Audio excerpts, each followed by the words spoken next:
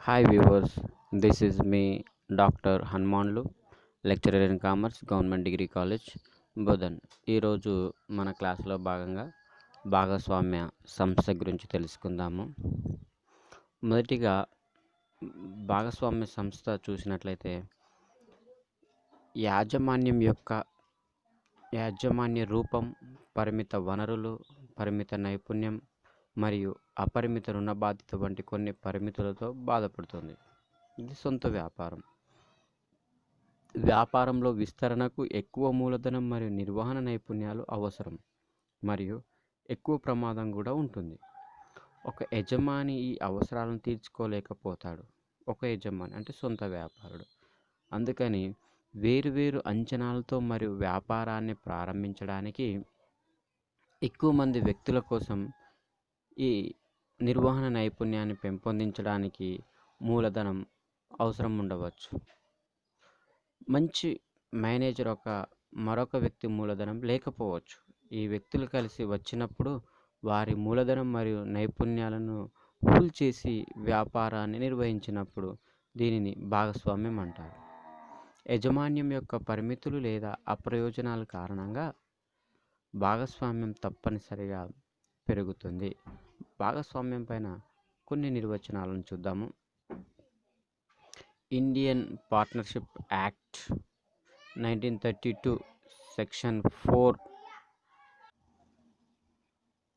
భాగస్వామ్యాన్ని అందరూ నిర్వహిస్తున్న వ్యాపారం యొక్క లాభాలను పంచుకోవడానికి అంగీకరించిన వ్యక్తుల మధ్య సంబంధం లేదా వారిలో ఎవరైనా అందరికీ వ్యవహరించడం. అదేవిధంగా సింపుల్గా చెప్పాలంటే నిర్వచనం అందరూ కానీ అందరి తరపున కొందరు కానీ వ్యాపార కార్యకలాపాలను నిర్వహిస్తూ అంగీకరించిన నిష్పత్తిలో లాభాలను పంచుకోవడానికి భాగస్తుల మధ్య జరిగిన ఒప్పంద వ్యాపారాన్ని భాగస్వామ్య వ్యాపారంగా వ్యవహరించడం జరుగుతుంది. యుఎస్ఏ యొక్క యూనిఫామ్ పార్ట్నర్షిప్ యాక్ట్ ఒక భాగస్వామ్యాన్ని సహయజమానులుగా లాభం కోసం వ్యాపారాన్ని కొనసాగించడానికి ఇద్దరు లేదా అంతకంటే ఎక్కువ మంది వ్యక్తుల సంఘం అని నిర్వహించడం జరిగింది. ఇంకో నిర్వచనం చూసినట్లయితే జేఎల్ హాన్సన్ ప్రకారం భాగస్వామ్యం అనేది ఒక వ్యాపార సంస్థ. దీనిలో ఇద్దరు లేదా అంతకంటే ఎక్కువ మంది వ్యక్తులు గరిష్టంగా 20 మంది వరకు కలిసి ఏదో ఒక రకమైన వ్యాపార కార్యకలాపాలను చేపడతారు.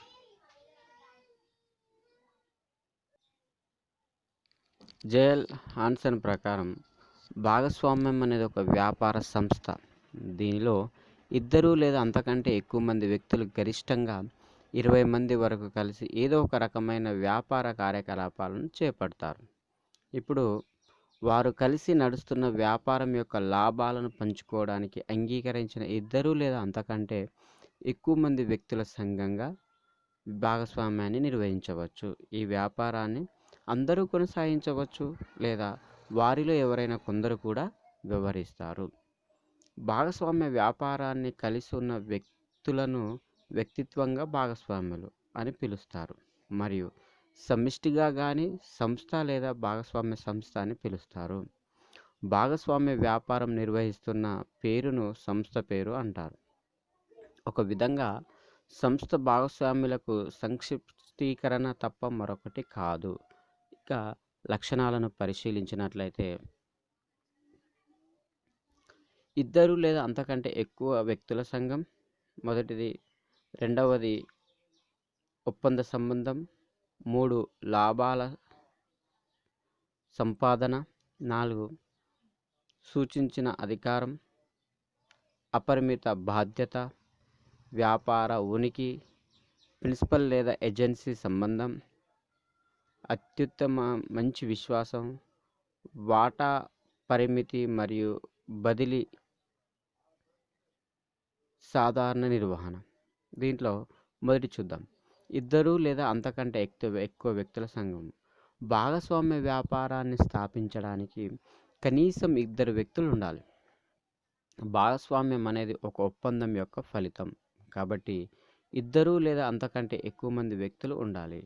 భాగస్వామ్యంలో మరే వ్యక్తులు ఒప్పందంలో ప్రవేశించడానికి సమర్థులై ఉండాలి.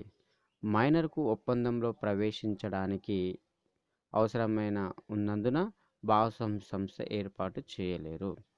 కాంట్రాక్ట్ చట్టంలో సెక్షన్ 11 ప్రకారం భాగస్వామ్య చట్టం భాగస్వాములకు గరిష్ట పరిమితి లేదు. కానీ కంపెనీల చట్టం ప్రకారం బ్యాంకింగ్ వ్యాపారంలో నిమగ్నమైన భాగస్తుల సంఖ్య మరే ఇతర వ్యాపారంలో 10 మరియు 20కి మించకూడదు.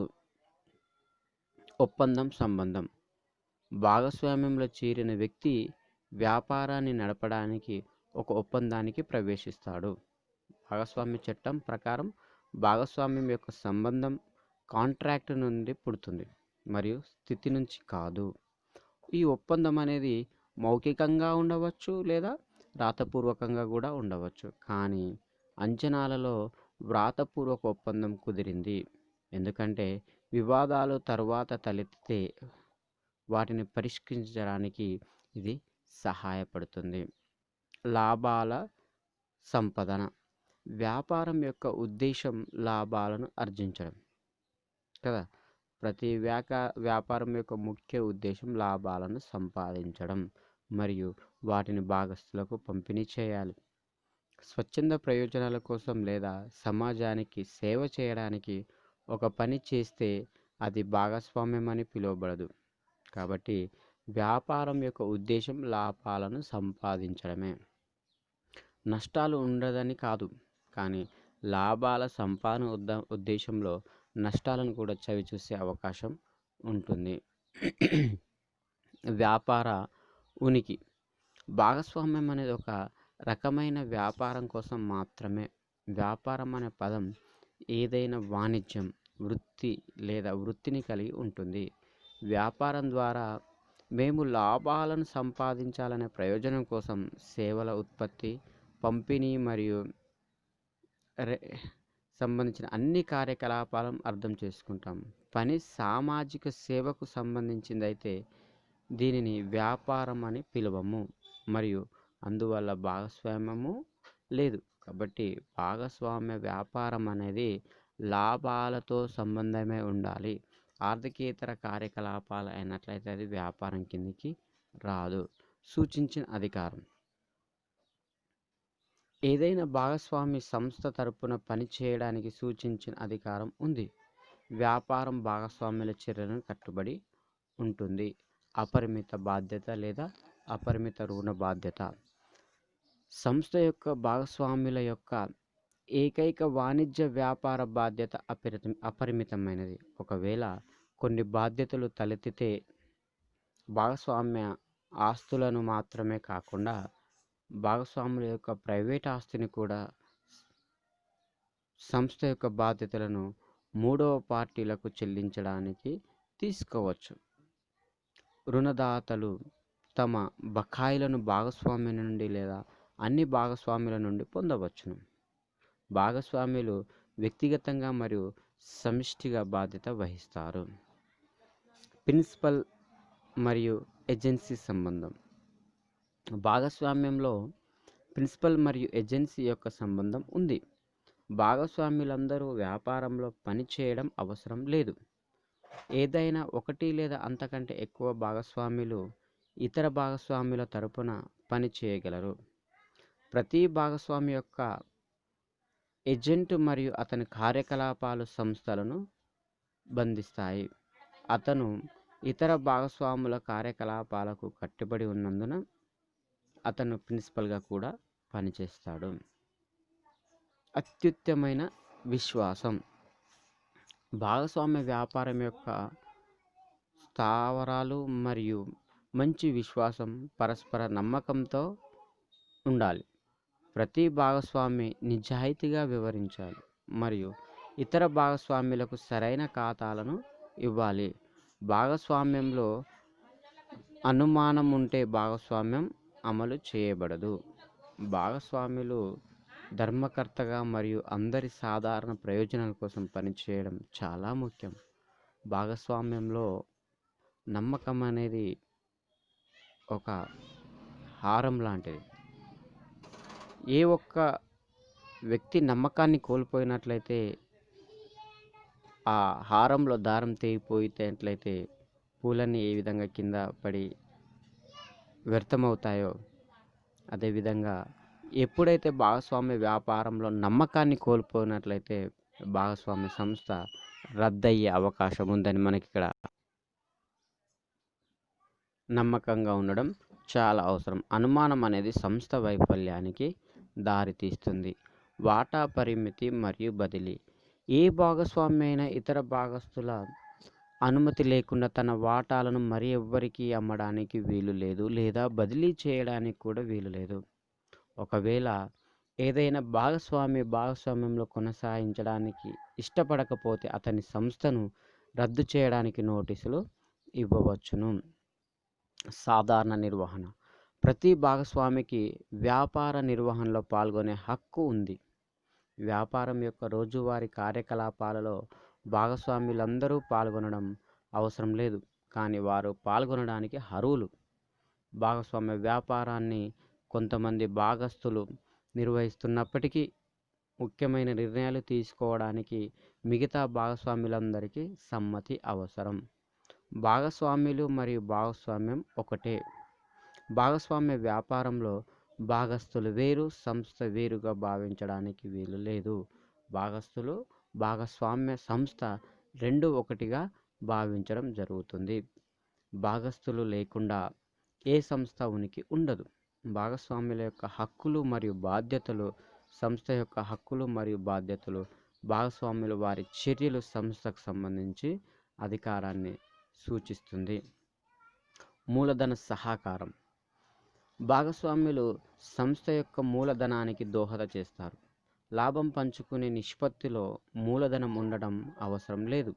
మూలధనానికి తోడ్పడకుండా ఒక భాగస్వామిని సంస్థలో చేర్చవచ్చు. భాగస్వాములందరూ సంస్థ యొక్క మూలధనానికి తప్పక సహకరించడం తప్పనిసరి కాదు.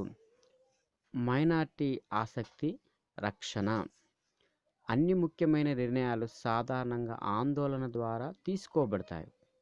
ఇది మెజారిటీ వ్యూ పాయింట్కు అంగీకరించని వారి రక్షణకు నిర్ధారిస్తుంది.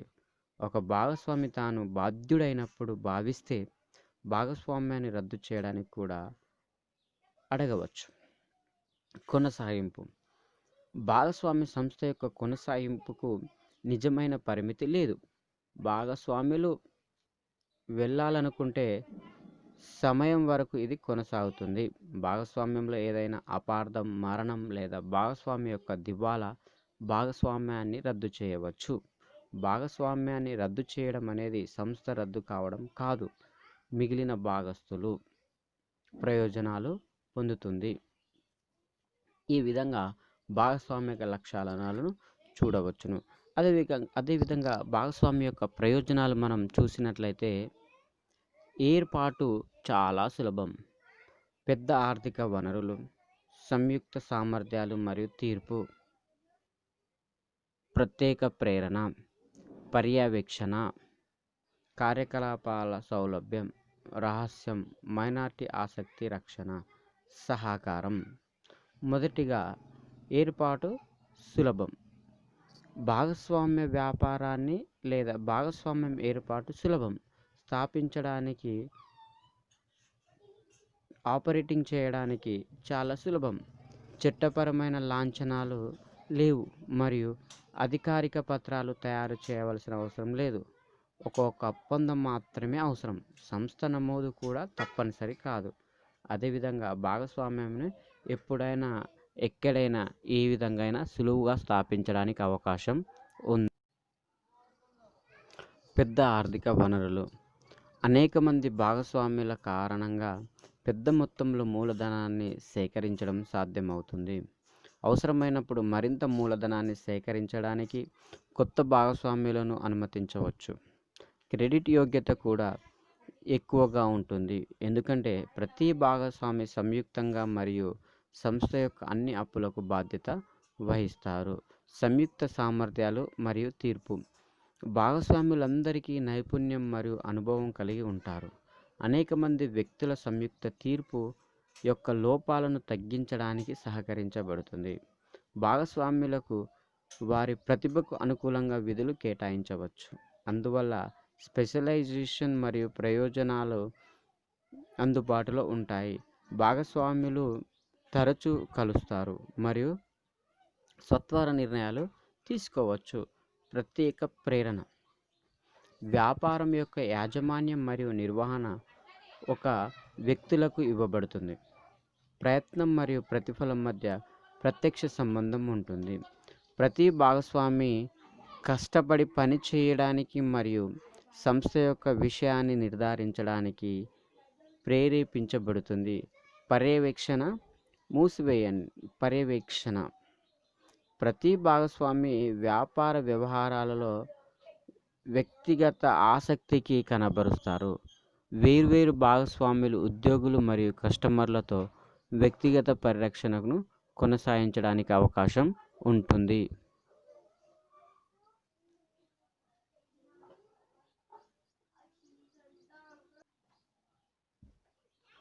అపరిమిత బాధ్యత యొక్క భయాలు భాగస్వాములకు జాగ్రత్తగా చేస్తాయి మరియు నిర్లక్ష్యంగా వ్యవహరించకుండా ఉంటాయి.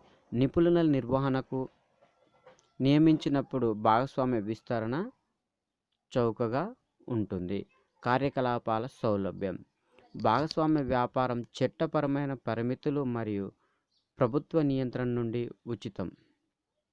భాగస్వాములు ఎటువంటి అనుమతి లేకుండా వ్యాపారం మూలధనం మరియు నిర్మాణ పరిణామాల్లో మార్పులు చేయవచ్చు. భాగస్వామ్య వ్యాపారం యొక్క కార్యకలాపాలు మార్కెట్లో మారుతున్న పరిస్థితులకు సులువుగా అనుకూలంగా ఉంటుంది. రహస్యం. భాగస్వామ్య సంస్థ తన వార్షిక ఖాతాలను ప్రచురించడానికి అవసరం లేదు. ఖాతాల ఆడిట్ అవసరం లేదు మరియు ప్రభుత్వ అధికారులకు ఎటువంటి నివేదికలు దాఖలు చేయాల్సిన అవసరం లేదు. అందువల్ల భాగస్వామ్య వ్యాపారం యొక్క వ్యవహారాలను సులభంగా రహస్యంగా ఉండవచ్చు. కాబట్టి ప్రతి వ్యాపార సంస్థకు రహస్యం చాలా ముఖ్యమైనది. అది ఏ విధంగా అంటే చేనుకు గట్టు ఎంత అవసరమో వ్యాపార సంస్థకు రహస్యం కూడా అంతే గుట్టుగా ఉండాలి. వ్యాపార వ్యవహారాలు గుట్టుగా ఉన్నంతకాలం పోటీదారుల నుంచి పోటీని ఎదుర్కొనే అవకాశం ఉంటుంది. మైనారిటీ ఆసక్తి రక్షణ. భాగస్వామ్య నిర్వహణ ప్రజాస్వామ్యం.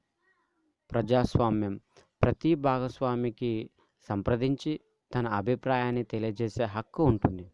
అన్ని ముఖ్యమైన నిర్ణయాలు అన్ని పార్ట్నర్ యొక్క పరస్పర అంగీకారాలతో తీసుకోబడతాయి. ఒకవేళ భాగస్వామి మెజారిటీ నిర్ణయాలు అసంతృప్తి ఉంటే అతని సంస్థ నుండి పదవీ విరమణ చేయవచ్చు లేదా దానిని రద్దుకు నోటీసులు కూడా ఇచ్చే అవకాశం ఉంటుంది. సహకారం.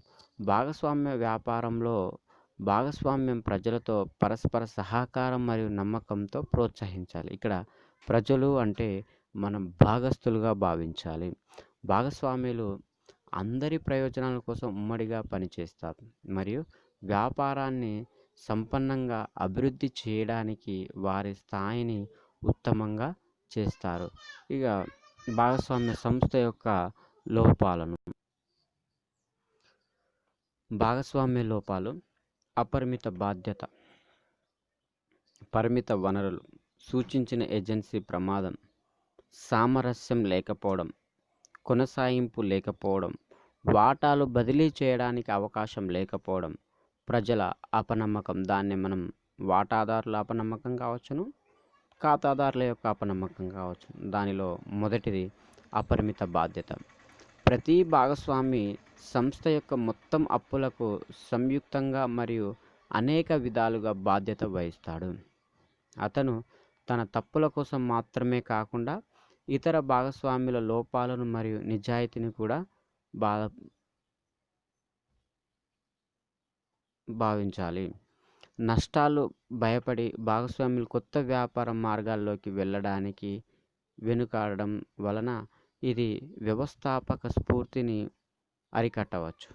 భాగస్వాముల యొక్క ప్రైవేట్ ఆస్తి వ్యాపారం యొక్క నష్టాలకు వ్యతిరేకంగా సురక్షితం కాదు.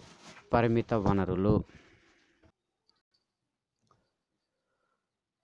భాగస్వామ్యంలో ఆర్థిక వనరులను మొత్తం భాగస్తులు చేసే విరాళాలకు పరిమితం.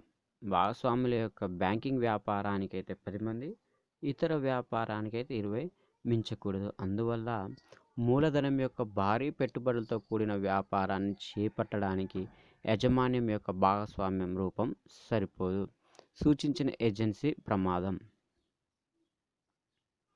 భాగస్వామి యొక్క చర్యలు సంస్థతో పాటు ఇతర భాగస్వాములపై కూడా ఉంటుంది. అసమర్థ లేదా నిజాయితీ లేదా భాగస్వామి యొక్క మినహాయింపు లేదా కమిషన్ చర్యల వల్ల అందులో విపత్తు తెలుస్తుంది. అందుకే జీవిత భాగస్వామిని ఎంచుకునేయడం ఏ విధంగా ముఖ్యమైనదో, భాగస్వామ్య వ్యాపారానికి కూడా భాగస్తుని కూడా ఎంచుకోవడం అంతే ముఖ్యమైనది. సామరస్యం లేకపోవడం. భాగస్వామ్యం యొక్క విజయం భాగస్వామ్యంలో పరస్పర అవగాహన మరియు సహకారం మీద ఆధారపడి ఉంటుంది. భాగస్వామ్యంలో నిరంతర విభేదాలు మరియు గొడవలు వ్యాపారాన్ని స్తంభింప చేయవచ్చు లేదా దాని అకాల మరణానికి దారితీయవచ్చు. కేంద్ర అధికారం లేకపోవడం సంస్థ యొక్క సామర్థ్యాన్ని ప్రభావితం చేస్తుంది. నిర్ణయాలు కొన్ని సందర్భాలలో ఆలస్యం కూడా కావచ్చును. కొనసాగింపు లేకపోవడం. భాగస్వామి పదవీ విరమణ, అసమర్థత, దివాలా మరియు మరణాలతో భాగస్వామ్యం ముగిసింది. కొత్త భాగస్వామి అంగీకరించడం ద్వారా సంస్థను మిగిలిన భాగస్తులు కొనసాగించవచ్చు. అందరి విశ్వాసం మరియు విశ్వాసాన్ని అనుభవిస్తూ భాగస్వామి భర్తీ చేయడం ఎల్లప్పుడూ సాధ్యం కాదు. అందువల్ల భాగస్వామ్య సంస్థ యొక్క జీవితం అనిశ్చితంగా ఉంటుంది. అయినప్పటికీ ఇది ఏకైక యజమాని కంటే ఎక్కువ జీవితాన్ని కలిగి ఉంటుంది. వడ్డీ లేని బదిలీ చేయలేని భాగస్వామి అన్ని భాగస్తుల ఏకగ్రీవ అనుమతి లేకుండా సంస్థలో తన వాటాలను వ్యక్తికి బదిలీ చేయలేరు. కాబట్టి వాటాలను బదిలీ చేయడానికి వీలు లేదు. ఒకవేళ వాటాలను బదిలీ చేసినట్లయితే ఇతరుల భాగస్తుల అంగీకారం తెలిపినప్పుడు మాత్రమే బదిలీ చేయడానికి అవకాశం ఉంటుంది. ఇది భాగస్వామ్య సంస్థలో ద్రవరహిత మరియు స్థిర పెట్టుబడిని చేస్తుంది. ఒక వ్యక్తి యొక్క మూలధనం నిరోధించబడుతుంది. ప్రజల అపనమ్మకం. భాగస్వామ్య సంస్థ ప్రజల విశ్వాసం లేదు, ఎందుకంటే ఇది విపరిణామాలు, నియమాలు మరియు నిబంధనలకు లోబడి ఉండదు. దీని వ్యవహారాల ప్రకారం లేకపోవడం సంస్థపై ప్రజల విశ్వాసాన్ని దెబ్బతీస్తుంది. భాగస్వామ్య వ్యాపారంలో భాగస్తుల రకాలు, హక్కులు, విధులు, భాగస్తుల బాధ్యతలు. భాగస్వామ్య సంస్థలో వివిధ రకాల భాగస్వాములు ఉండకపోవచ్చును. కొందరు వ్యాపారంలో చురుగ్గా పాల్గొనవచ్చు, మరికొందరు అవసరమైన మూలధనానికి దోహదం చేసిన తర్వాత వ్యాపార కార్యకలాపాలలో చురుకుగా పాల్గొనడానికి ఇష్టపడతారు. అందుకే కొన్ని రకాల భాగస్వామ్యులు మూలధనాన్ని అందించరు లేదా రోజువారీ వ్యాపార కార్యకలాపాల్లో చురుగ్గా పాల్గొనరు. భాగస్వామ్య వ్యాపారంలో మరి భాగస్తుల యొక్క లోపాలను చూసాము. ఇప్పుడు భాగస్వామ్య వ్యాపారంలో భాగస్తుల యొక్క రకాలను మనం చూసినట్లయితే క్రియాశీల భాగస్థుడు, నిద్రాణమైన భాగస్థుడు, నామమాత్ర భాగస్థుడు, భాగస్వామిగా మైనర్, ఎస్తఫోల్దర్ భాగస్థుడు, అవుట్ గోయింగ్ భాగస్వామి. ఇవే కాకుండా ఇంకా చాలా భాగస్తుల యొక్క రకాలు ఉన్నాయి. దాంట్లో మనం కొన్ని భాగస్తుల యొక్క రకాలు చూసినట్లయితే మొదటిది క్రియాశీల భాగస్వామ్యము. వ్యాపారం యొక్క రోజువారీ కార్యకలాపాలలో చురుకుగా పాల్గొనే భాగస్తులను క్రియాశీలి లేదా పని భాగస్తులని లేదా సక్రియ భాగస్తులని వ్యవహరించడం జరుగుతుంది. వారు మూలధనాన్ని దోహదం చేస్తారు మరియు వ్యాపారం యొక్క లాభాలను పంచుకోవడానికి కూడా అర్హులు. సంస్థ యొక్క అప్పులు కూడా వారు బాధ్యత వహిస్తారు. నిద్రాణమైన భాగస్థుడు. భాగస్వామ్య సంస్థ యొక్క రోజువారీ కార్యకలాపాలలో పాల్గొనని భాగస్తులను నిద్రాణమైన లేదా నిద్ర భాగస్వామిగా పిలుస్తారు. అవి మూలధనాన్ని మాత్రమే అందిస్తాడు మరియు లాభాలను పంచుకుంటారు లేదా నష్టాలను కూడా కలిగి ఉంటాడు. నామమాత్ర భాగస్తులు.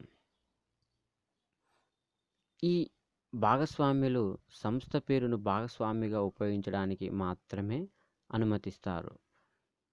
ఫలానా భాగస్థుడని, ఫలానా సంస్థలో భాగస్థుడని ఎదుటి వ్యక్తికి చెప్పినప్పుడు ఆ వ్యక్తి మౌనంగా వ్యవహరించినట్లయితే ఆ భాగస్థుడు నామమాత్ర భాగస్థుడిగా వ్యవహరిస్తారు. వారు ఎటువంటి మూలధనాన్ని పెట్టుబడి పెట్టరు లేదా లాభాలను పంచుకోరు మరియు సంస్థ యొక్క వ్యాపార ప్రవర్తనలో కూడా పాల్గొనరు. అయినప్పటికీ సంస్థ యొక్క చర్యలకు వారు మూడవ పార్టీలకు బాధ్యత వహిస్తారు. భాగస్వామిగా మైనర్.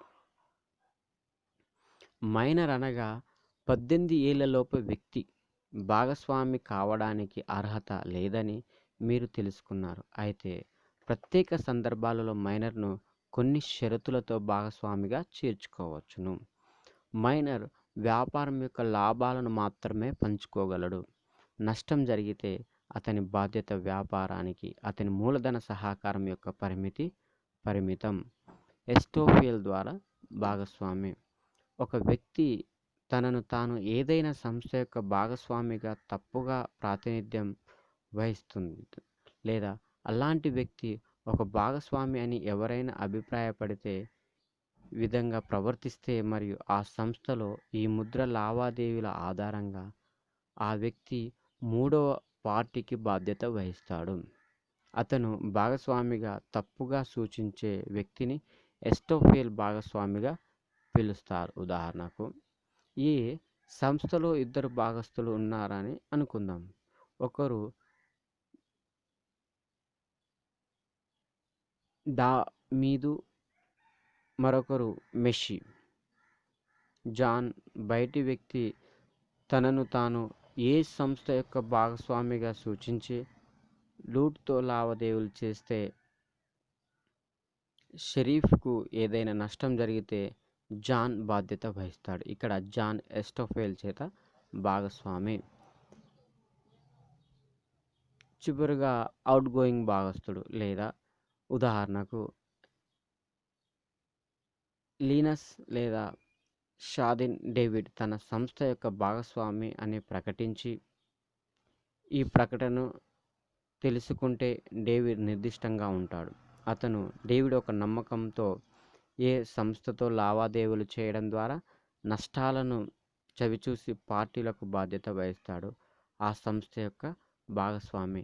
ఇక్కడ నష్టాలను చవిచూసి పార్టీలకు డేవిడ్ బాధ్యత వహిస్తాడు మరియు డేవిడ్ ఒక భాగస్వామిగా పిలువబడతాడు. భాగస్వామ్య వ్యాపారంలో ఎవరూ భాగస్వామిగా ఉండలేరు లేదా చేయలేరు. ఒకరితో ఒకరు భాగస్వామ్యం చేసుకున్న వ్యక్తిత్వం భాగస్వాములు అని పిలుస్తారు. అందరు వ్యక్తులు భాగస్వాములు కారు. భాగస్వామి కావడానికి కొన్ని లక్షణాలు నెరవేర్చాల్సి ఉంటుంది. మొదటిది వ్యక్తి. భారతీయ భాగస్వామ్య చట్టం ప్రకారం ఒక వ్యక్తి ఒప్పందం కుదుర్చుకోగలిగితే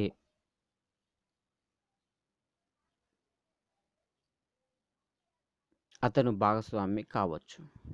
వ్యక్తి ఎవరు?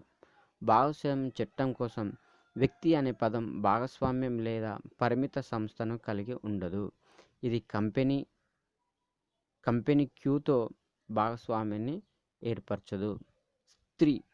స్త్రీ భాగస్వామి కావచ్చు, వివాహం చేసుకోవచ్చు లేదా వివాహం చేసుకున్న స్త్రీ కావచ్చు లేదా అవివాహితలు కూడా కావచ్చు. వాస్తవానికి ఒక మహిళ మైనర్ అయితే లేదా ఆమె వయస్సు లేనిది అయితే ఆమె భాగస్వామి కాదు. మెజారిటీ అయినప్పుడు ఆమె భాగస్వామ్య వ్యాపార సంస్థలో భాగస్వామ్యుడిగా కొనసాగించవచ్చు. భాగస్వామ్య వ్యాపారంలో తన వ్యాపార అభివృద్ధికి నిర్ణయాలు తీసుకొని వ్యాపార అభివృద్ధి చేయడానికి పూర్తిగా స్వేచ్ఛ ఉంది. మైనర్ భాగస్వామి కాకూడదు.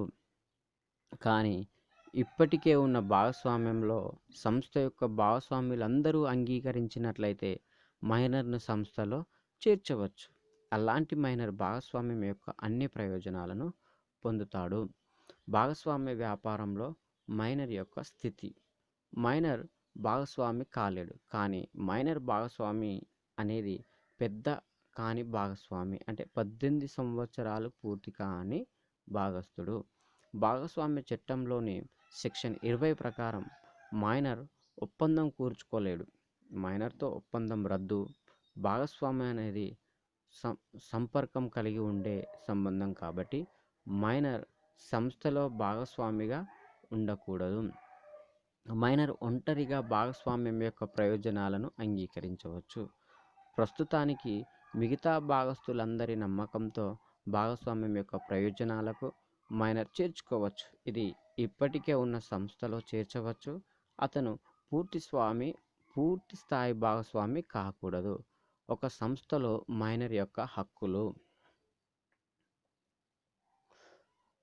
మైనర్ సంస్థ యొక్క ఏదైనా ఖాతాను యాక్సెస్ చేయడానికి మరియు పరిశీలించడానికి మరియు కాపీ చేయడానికి హక్కు ఉంది.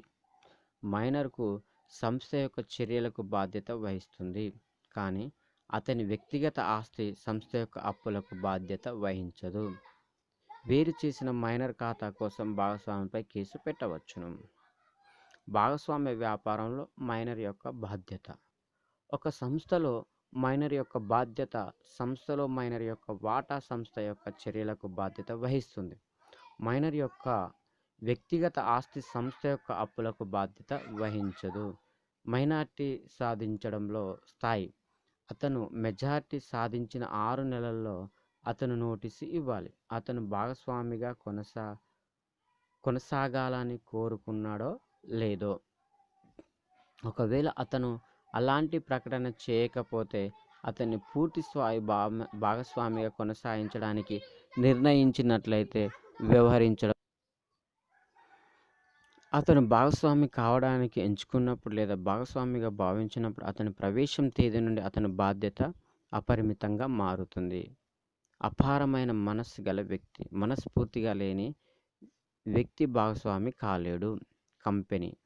ఒక కంపెనీలో ఒప్పందం కూర్చుకునే సామర్థ్యాన్ని కంపెనీ అసోసియేషన్ యొక్క మెమోరాండం మరియు ఆర్టికల్ నిర్ణయిస్తాయి.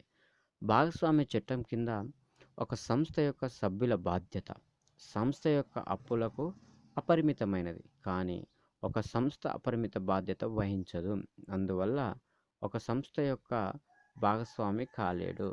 భాగస్వామ్య వ్యాపారంలో కంపెనీ భాగస్వామి కాగలడా?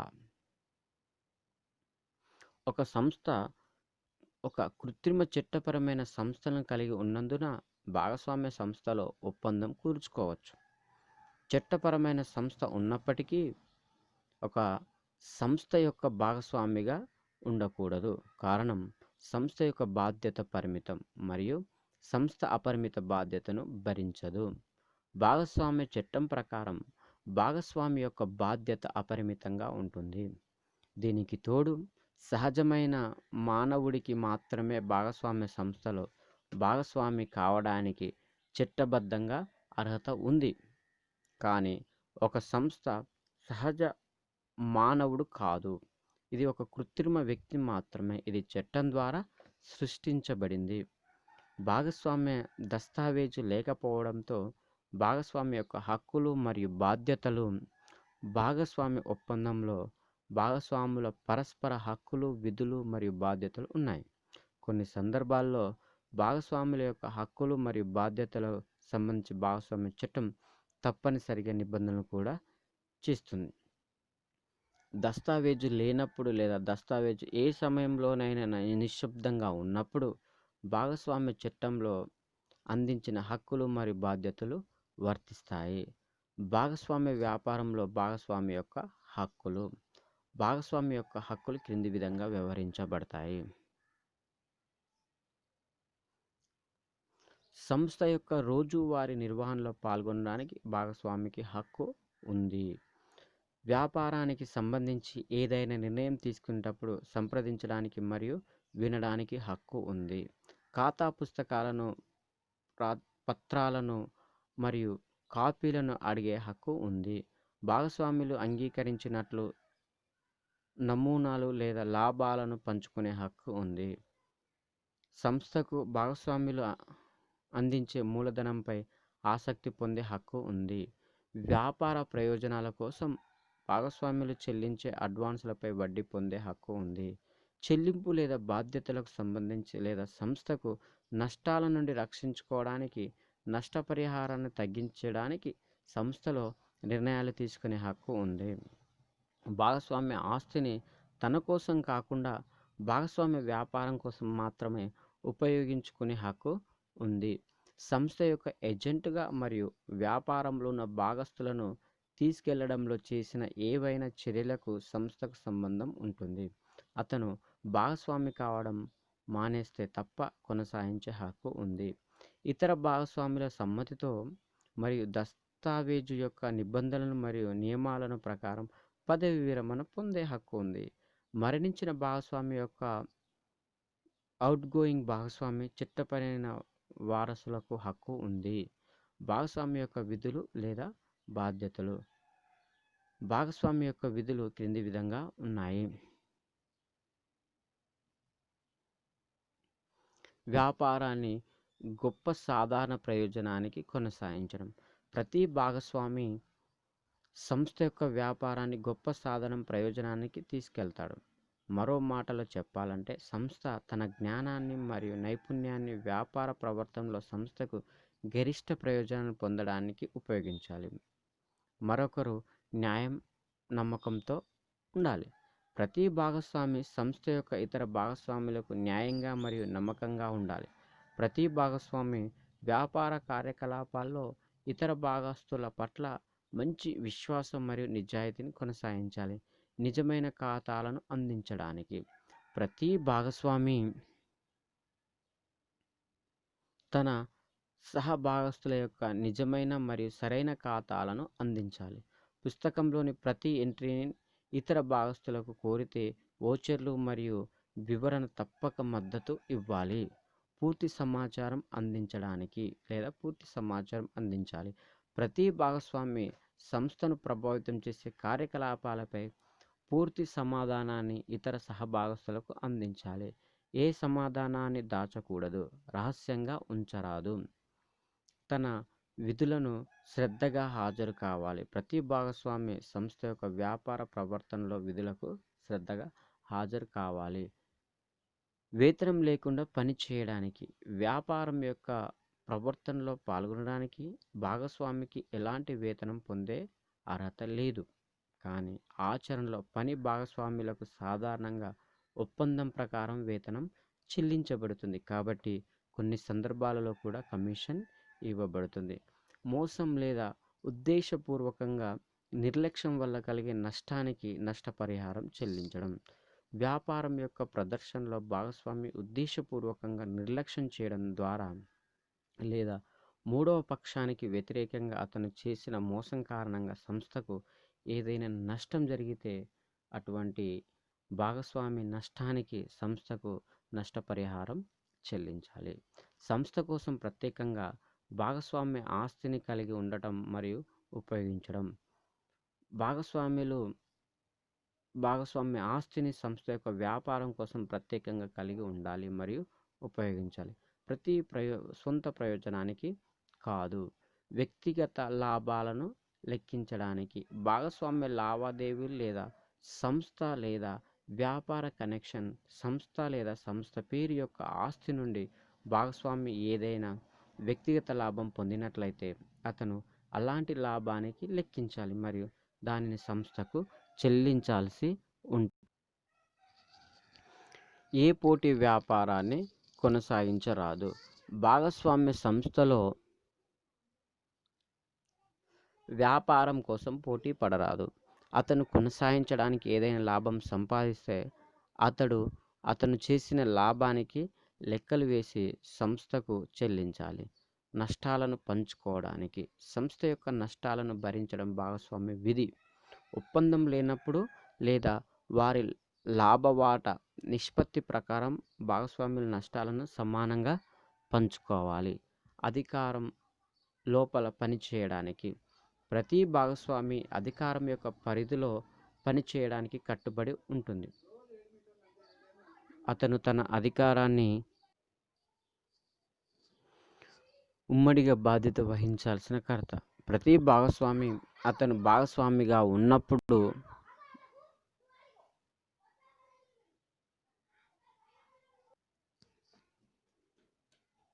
ప్రతి భాగస్వామి అతను భాగస్వామిగా ఉన్నప్పుడు చేసిన సంస్థ యొక్క అన్ని చర్యలకు మూడవ పక్షాలకు సంయుక్తంగా మరియు వ్యక్తిగతంగా బాధ్యత వహిస్తాడు. తన ఆసక్తి కేటాయించవలసిన విధి. ఒక భాగస్వామి తన భాగస్వామ్య ఆసక్తిగా బయటి వ్యక్తికి ఇతర భాగస్వాముల ఆసక్తి లేకుండా సంస్థ యొక్క భాగస్వామి కేటాయించాలని బదిలీ చేయరాదు. ఏవైనా అతను లాభంలో తన వాటాలను మరియు ఆస్తులలో తన వాటాలను కేటాయించగలడు. అక్కడ వ్యాపార ప్రవర్తనలు జోక్యం చేసుకోవడానికి కేటాయించిన వ్యక్తికి అర్హత ఉండదు. మూడవ పార్టీలకు భాగస్వామి యొక్క బాధ్యతలు. మూడవ పార్టీల భాగస్వామి యొక్క బాధ్యతలు క్రింది విధంగా ఉన్నాయి. సంస్థ యొక్క చర్యలకు భాగస్వామి యొక్క బాధ్యతలు. ప్రతి భాగస్వామి అతను భాగస్వామిగా ఉన్నప్పుడు సంస్థ చేసిన అన్ని చర్యలకు సంయుక్తంగా మరియు అనేక విధులుగా బాధ్యత వహిస్తాడు. ఆ బాధ్యత కారణంగా సంస్థ యొక్క రుణదాత అన్ని భాగస్వాములను సంయుక్తంగా లేదా వ్యక్తిగతంగా దావా వేయవచ్చు. భాగస్వామి యొక్క తప్పుడు చర్యల సంస్థ యొక్క బాధ్యత. ఏదైనా మూడవ పక్షానికి ఏదైనా నష్టం లేదా నష్టపరిహారం సంభవించినట్లయితే లేదా భాగస్వామి యొక్క తప్పుడు చర్యలు లేదా మినహాయింపు కారణంగా ఏదైనా జరిమానా విధించినట్లయితే సంస్థ భాగస్వామికి సమానంగా బాధ్యత వహిస్తుంది. ఏదేమైనా భాగస్వామి సంస్థ యొక్క సాధారణ వ్యాపార కోర్సులో లేదా అతని భాగస్థుల అధికారంతో పనిచేయాలి. భాగస్వాములచే తప్పు చేయడానికి సంస్థ యొక్క బాధ్యత. ఒక భాగస్వామి తమ క్లిష్టమైన అధికారం లోపల పనిచేసినప్పుడు, మూడవ పక్షం నుండి డబ్బు లేదా ఆస్తిని అందుకున్నప్పుడు మరియు దానిని తప్పుగా చేయడం లేదా ఒక సంస్థ తన వ్యాపార సమయంలో మూడవ పక్షం నుండి దెబ్బ లేదా ఆస్తిని అనుకుంటుంది మరియు భాగస్వామ్యంలో ఎవరైనా తప్పుడు లేదా ఆస్తి అప్పుల సంస్థ మంచి నష్టాన్ని కలిగించడానికి బాధ్యత వహిస్తుంది. చివరిగా అటువంటి అంగీకారం నిష్కమింగ్ భాగస్వామిపై దావా వేయడానికి ముందు రుణదాతకు అధికారం ఇవ్వదు. అతను ఇతర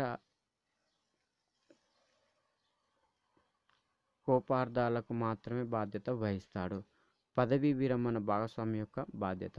పదవీ విరమణకు ముందు చేసిన సంస్థ యొక్క చర్యలకు పదవీ విరమణ భాగస్వామి బాధ్యత వహిస్తాడు. మూడవ పార్టీలు మరియు సంస్థ యొక్క మిగిలిన భాగస్వాముల మధ్య ఒప్పందం కుదుర్చుకుంటే పదవీ విరమణకు ముందు చేసిన అప్పులకు రిటైర్డ్ భాగస్వామి బాధ్యత వహించవచ్చు. ఈ విధంగా భాగస్వామ్య వ్యాపారాన్ని మనం చూసినట్లయితే ఈ పాఠంలో మనం ఏమేమి నేర్చుకున్నాం ఒకసారి మళ్ళీ మనం తిరిగేద్దాము. భాగస్వామ్య సంస్థ యొక్క నిర్వచనం మళ్ళొకసారి చూద్దాము.